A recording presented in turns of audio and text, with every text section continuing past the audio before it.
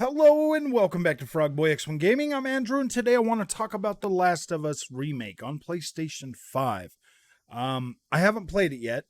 I still have to wait till the game drops, of course. But I was noticing a trend today again, like with every PlayStation first-party game that launches, all the reviews come out. And they're all like, "Oh yes, this is amazing, and you should buy this game, and this is a must-have, and all of that stuff." And I'm thinking to myself, I'm like, why isn't there ever any negative reviews for these PlayStation games when they come out? Because let's face it, man, I've bought every single game the PlayStation 5 has launched on my PlayStation 5, and man, I just don't feel the same way. A lot of these other reviews and things come out. I get being wanting to be like a shill for a company. I don't blame any of the YouTubers or any of the review guys that review this stuff for Sony. But I mean, we're not just talking about like a $60 video game that's pretty good. Like some of this stuff, man, like Horizon Forbidden West, man, that game was pretty broken for like 5 months. For 5 months, that game was it was buggy. It didn't look all that great in the performance mode. There was major pop in. There was it has been a work in progress, and yes, every patch has potentially made the game better, and I even said so myself after being a harsh critic on it, that yeah, man, this game was really harsh. But that didn't stop any of the reviewers from coming out and being like, "Oh yeah, dude, this game is perfect. It's a must buy. You must play it today." And like, no, man, that kind of ruined my experience for that game not being what it is now after all the patches and or fixes and everything. And it wasn't long ago when Cyberpunk came out and all of these same reviewers were talking about how great that game was and how impressive it was and how it was just the best thing ever, and then the community got it and it was broken, and then they all turned around and started trashing the game. Sony pulled it off of its market. All of these things, and they still don't learn. And I'm telling you, man, like some of the video that I've seen, there's some people streaming the game and everything.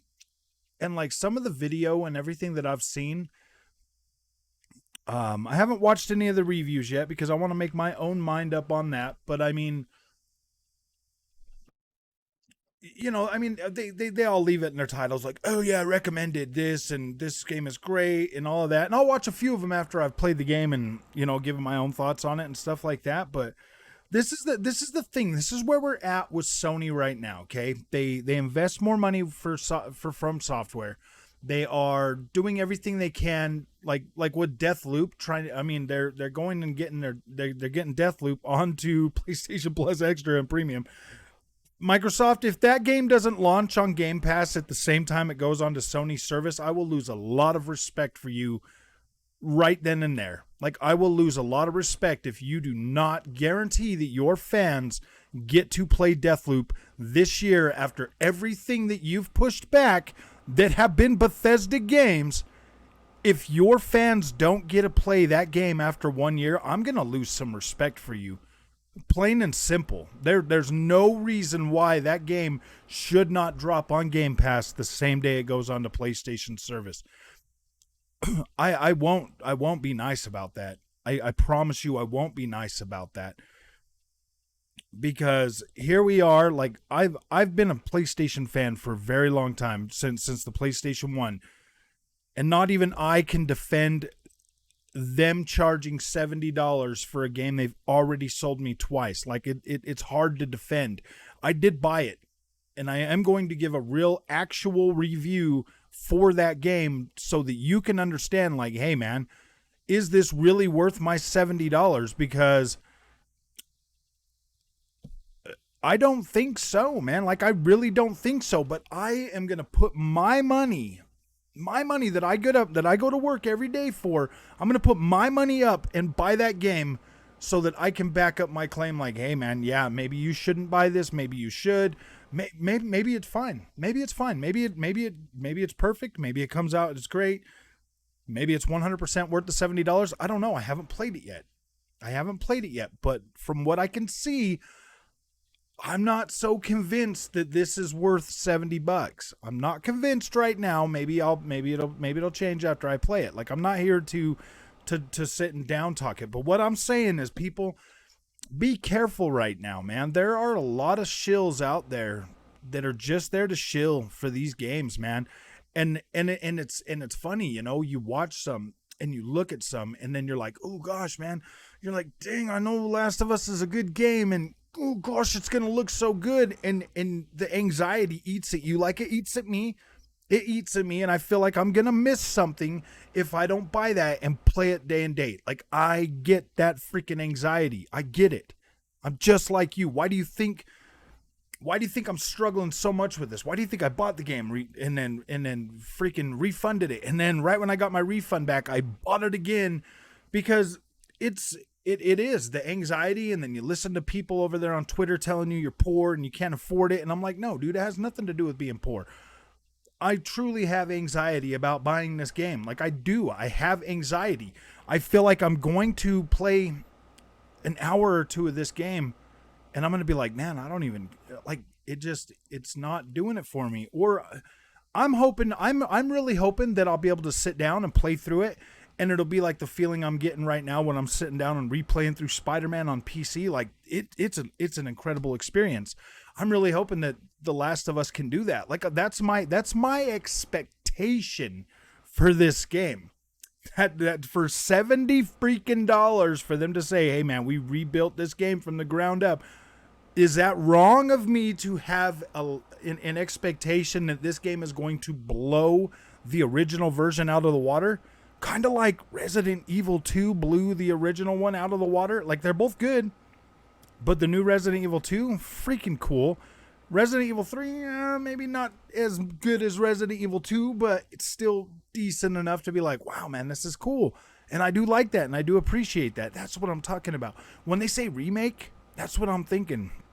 That's what my brain is telling me. It's like, yeah, dude, you're gonna have an amazing gameplay experience like you just did with Resident Evil 2. If I buy this, if I start playing this game and that shit feels clunky again, man.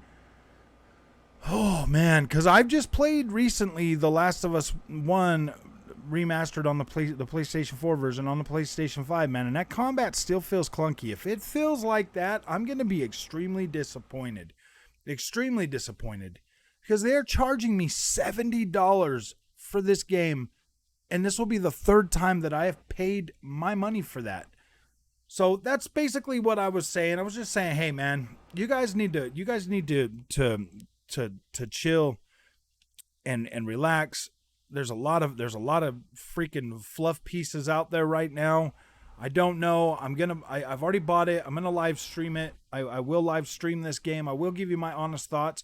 And right now, like I'm not gonna lie, man. Like, I really do regret paying for this game again. Like, I do. I already am starting to feel, just after seeing like the you know, like the review score and people like, you know, just kind of like talking about it and stuff. Like, it's given me anxiety that, like, man, you just wasted money on a game that, yeah, it's gonna look like I mean, seriously, man, if this game, if like, seriously, it'd be pretty disappointing if this game visual, like, literally looks like The Last of Us 4, but plays like a PlayStation 3 game. Like, that's gonna be pretty disappointing, because not only is it just looking like a PlayStation 4 game, it looks like a PlayStation 4 game. Like, you got to understand, Last of Us 2 came out on PlayStation 4.